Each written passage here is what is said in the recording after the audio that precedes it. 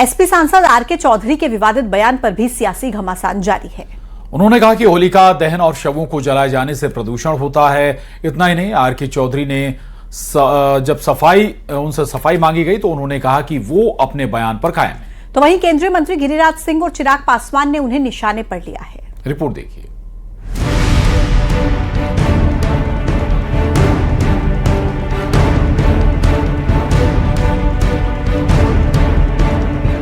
दिल्ली में बढ़ते वायु प्रदूषण और स्मॉग की समस्या के बीच होलिका दहन को लेकर समाजवादी पार्टी के सांसद आरके चौधरी का बयान विवादों में घिर गया है।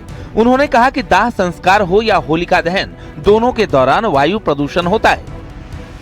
पूरे देश में लाशें जलाई जाती हैं और लाशें जलती हैं तो कार्बन डाइऑक्साइड निकलता है, कार्बन मोनोऑक्साइड निकलता है और कार्बन जलता है, नहीं ऑक्सीजन जलता है, खपत होती है। ये तो उल्टा हुआ। ऐसे लाशें जलती हैं और हमारा एक त्यौहार है होली दहन का। पूरे देश में कम से कम 5 करोड़ स्थानों पे एक साथ होली दहन होता है, उससे कार्बन डाइऑक्साइड निकलता है। एसपी सांसद आरके चौधरी अपने विवादित बयान पर कायम है। उन्होंने कहा कि कोई उनके बयान पर विरोध भी करे तो उन्हें कोई दिक्कत नहीं। मैंने आज भी कहा है कि जो भी चीज जलती है उससे कार्बन डाइऑक्साइड निकलता है, कार्बन मोनोऑक्साइड निकलता है। और अगर किसी का हर्ट करता है सेंटिमेंट तो मैं दोषी नहीं हूँ। वहीं एसपी सांसद जियाउर रहमान बर्क ने इसे आरके चौधरी का व्यक्तिगत बयान बता दिया है। इस चीज पे कुछ नहीं कहना चाहता, क्योंकि मैं किसी की धार्मिक अल्फाज वो कहेंगे तो शायद कोई ऐसी बात नहीं बनेगी। अगर मैं कोई अल्फाज कह दूंगा तो उसको वो दूसरी तरह से लोग लेना शुरू कर देंगे। क्यों मैं नहीं चाहता कि मुद्दे से भटकाऊं, मैं चाहता हूं मुद्दे पर ही बात होनी चाहिए। एसपी सांसद आरके चौधरी पर बीजेपी का कहना है कि दिक्कत है तो धर्म बदल लें। वहीं एलजेपी ने बयानबाजी न करने की नसीहत दी है। जो कह रहे हैं वो धर्म बदल लें, आरके चौधरी मैं नहीं जानता हूं कि मुसलमान है कि हिंदू है। तो हिंदू धर्म में जलाने से हम तो एक ही जगह 3.5 हाथ, दूसरे धर्म में जो कब्र पे जाते हैं तो प्रत्येक व्यक्ति के लिए 3.5 हाथ जमीन लेते हैं। सिर्फ कहने के लिए अगर आप ऐसे बयानों का इस्तेमाल करते हैं तो आप कईयों की भावना को ठेस पहुंचाते हैं। विषय की गंभीरता को समझते हुए मुझे लगता है सेंसिटिव मैटर है, हर किसी को जिम्मेदारी से बातों को रखना चाहिए। विश्व हिंदू परिषद ने धर्म पर बयानबाजी न करने की नसीहत दी है। साथ ही पूछा कि एसपी सांसद अपना वैचारिक प्रदूषण कैसे दूर करेंगे। शवों को जलाने से प्रदूषण फैलता है, कल को कहेंगे कि हवन से भी प्रदूषण फैलता है। इन वैचारिक कुबुद्धियों को कौन समझाए कि आखिरकार इसके पीछे विज्ञान क्या है और किससे प्रदूषण फैल रहा है। उससे ज्यादा तो इनके दिमाग से प्रदूषण फैलता है। प्रदूषण को लेकर बयानबाजी सनातन धर्म तक पहुंच गई है। एसपी सांसद आरके चौधरी के विवादित बयान पर सियासी घमासान जारी।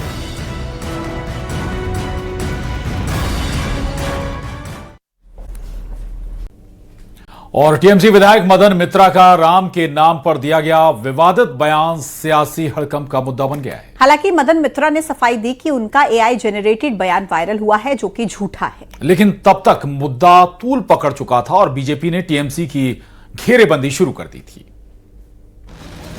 तो আমি বলছি রাম মুসলমান ছিলেন, হিন্দু ছিলেন না। তো আমি বলছি রাম মুসলমান ছিলেন, হিন্দু ছিলেন না। राम के लिए टीएमसी विधायक मदन मित्रा के इस नए ज्ञान पर जबरदस्त गुस्सा है। बवाल खड़ा हो चुका है क्योंकि विरोधियों ने कहा कि मदन मित्रा का बयान हिंदू आस्था का अपमान है। सोशल मीडिया पर वायरल वीडियो में टीएमसी विधायक मदन मित्रा को ये कहते सुना गया कि भगवान राम एक मुस्लिम थे। विधायक मदन मित्रा एक जनसभा को संबोधित करते हुए भगवान राम की धार्मिक पहचान पर टिप्पणी करते दिखे। तो আমি বলছি রাম মুসলমান ছিলেন, হিন্দু ছিলেন না। তো আমি বলছি রাম মুসলমান ছিলেন, হিন্দু ছিলেন না। তো আমি বলছি রাম মুসলমান ছিলেন, হিন্দু ছিলেন না। मदन मित्रा का ये बयान आते ही हो हल्ला शुरू हो गया।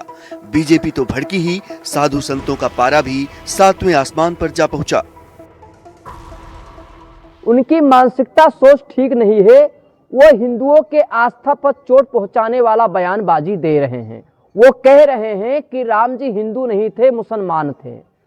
ऐसे लोग सनातन का अपमान करते हैं, राम का अपमान करते हैं और हिंदुओं के आस्था का अपमान करते हैं। ऐसे लोग हिंदुस्तान में रहेंगे तो हिंदुस्तान का अपमान होगा। तृणमूल कांग्रेस के नेता मदन मित्रा ये कह रहे हैं कि प्रभु श्री राम मुसलमान है, ये 140 करोड़ देशवासियों का अपमान है, ये हम सब हिंदुओं का अपमान है। इससे ये स्पष्ट होता है कि तृणमूल कांग्रेस एक हिंदू विरोधी पार्टी है, जिसमें हर तृणमूल कांग्रेस का नेता हिंदुओं के खिलाफ बयान ममता बनर्जी के कहने पर कहता है। मदन मित्रा के राम को मुस्लिम बताने वाले बयान पर हो हल्ला मचा तो मदन मित्रा की सफाई भी आ गई। उन्होंने कहा कि वीडियो AI जनरेटेड और झूठा है, क्योंकि उन्होंने सिर्फ इतना पूछा था कि क्या राम के पास कोई टाइटल है। मतलब मदन मित्रा ये मान रहे हैं कि राम के टाइटल के बारे में उन्होंने बोला था, जबकि वीडियो कुछ और ही कहता है। और इसीलिए बीजेपी ने TMC की घेरेबंदी शुरू कर दी, क्योंकि पहले TMC से निलंबित हुमायूं कबीर ने मुर्शिदाबाद में बाबरी नाम की मस्जिद की नींव रखी और अब मदन मित्रा का राम पर विवादास्पद बयान आ चुका है, जिससे विरोधियों को TMC को हिंदू विरोधी कहने का मौका मिल गया, क्योंकि इस बार बात राम की है, उनके नाम की है, उनके सरनेम की है और उनके पहचान की है।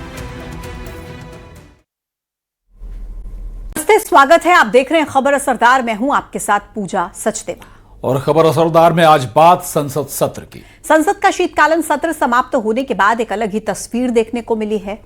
पीएम मोदी ने विपक्ष के सांसदों के साथ चाय पर चर्चा की। इसमें कांग्रेस सांसद प्रियंका गांधी वाड्रा, सुप्रिया सुले और विपक्ष के कई नेताओं ने लोकसभा स्पीकर ओम बिरला से उनके ऑफिस में मुलाकात की। कल भी कुछ ऐसी तस्वीरें देखने को मिली थी। केरल के वायनाड से सांसद प्रियंका गांधी वाड्रा और केंद्रीय सड़क परिवहन और राजमार्ग मंत्री नितिन गडकरी की मुलाकात हुई थी।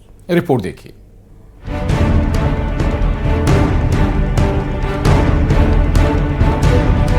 संसद का शीतकालीन समाप्त हो गया है। राजनीति के गर्म माहौल में एक अलग तस्वीर देखने को मिली, जब पीएम मोदी ने विपक्षी सांसदों के साथ मुलाकात की और चाय पर संवाद किया।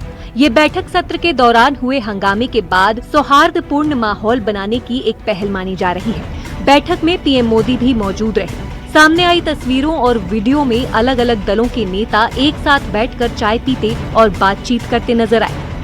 बैठक में रक्षा मंत्री राजनाथ सिंह, कांग्रेस सांसद प्रियंका गांधी, समाजवादी पार्टी के सांसद धर्मेंद्र यादव, एनसीपी एसपी की सुप्रिया सुले, केंद्रीय मंत्री अर्जुन राम मेघवाल, चिराग पासवान सहित कई अन्य दलों के सांसद शामिल हुए। राजनीतिक मतभेदों से इतर ये दृश्य संसद परिसर में चर्चा का विषय बना रहा। इससे पहले मॉनसून सत्र के बाद भी इसी तरह की चाय बैठक रखी गई थी, लेकिन तब कांग्रेस नेता राहुल गांधी सहित विपक्ष के कई नेताओं ने इसका बहिष्कार किया था। उस बैठक में विपक्ष की गैर मौजूदगी चर्चा में रही थी। हालांकि इस बार प्रियंका गांधी की मौजूदगी ने राजनीतिक हलकों में खास ध्यान खींचा। कल भी कुछ ही तस्वीर देखने को मिली थी। केरल के वायनाड से सांसद प्रियंका गांधी और केंद्रीय सड़क परिवहन व राजमार्ग मंत्री नितिन गडकरी की मुलाकात हुई। केरल के वायनाड से सांसद प्रियंका गांधी ने संसद में चंडीगढ़ शिमला राजमार्ग पर बनी सुरक्षा दीवारों की चिंता जताई और जून से अपने निर्वाचन क्षेत्र से जुड़े मुद्दों पर अपॉइंटमेंट मांगने की बात कही। सदन में नितिन गडकरी ने तुरंत जवाब दिया कि उनके दरवाजे हमेशा खुले हैं और अपॉइंटमेंट की जरूरत नहीं। And may I also request you to grant me an appointment? I've been asking since June to talk about my constituency, sir. Madam, आज क्वेश्चन आवर के बाद आप आ जाइए, कभी भी आइए, मेरा दरवाजा हर समय खुला रहता है। अपॉइंटमेंट लेने की भी जरूरत नहीं होती, आप कभी आइए। प्रियंका गांधी और नितिन गडकरी की इस मुलाकात में कुछ हंसी मजाक के पल भी आए। गडकरी ने प्रियंका गांधी से कहा कि उनके छोटे भाई राहुल गांधी हाल ही में उनसे अपने निर्वाचन क्षेत्र रायबरेली की कुछ सड़कों के सिलसिले में उनसे मिलने आए थे। उन्होंने कहा कि भाई का काम कर दिया, बहन का नहीं करूंगा तो आप बोलेंगी कि नहीं किया। ये सुनकर कमरे में मौजूद लोग हंसने लगे। इस मुलाकात की एक खास बात नितिन गडकरी की कुकिंग रही। उन्होंने बताया कि उन्होंने YouTube पर वीडियो देखकर चावल से बनी एक डिश तैयार की है। प्रियंका गांधी और कांग्रेस नेता दीपेंद्र सिंह हुड्डा को गडकरी से बातचीत करते हुए वो डिश खाते देखा गया। ये पल राजनीति से हटकर एक बेहद सहज और मानवीय तस्वीर पेश करता नजर आया। Bureau report, news 18।